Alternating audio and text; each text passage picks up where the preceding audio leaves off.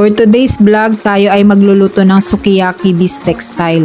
So gagamit tayo dito ng pork and beef na nakasukiyaki cut. Maglalagay lang din tayo dito ng toyo. Gagamit din ako dito ng isang buong lemon. Mas masarap talaga to pagka kalamansi yung ginamit nyo. Pero dahil nga hindi available dito, kaya lemon na lang yung gagamitin ko. Maglalagay din tayo dito ng sibuyas at paminta. Imimix lang din natin yan para maging even yung lasa. After 48 years nga, nahalo na natin siya ng maayos. Ilalagay na muna natin to sa rep para mas kumapit talaga yung lasa.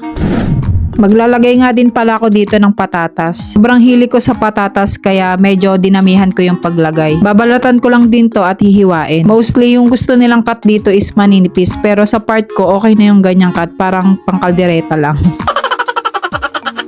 Next naman is piprituhin na natin tong mga patatas. So mabilis na lang din to maprito mga ante dahil nasalang ko na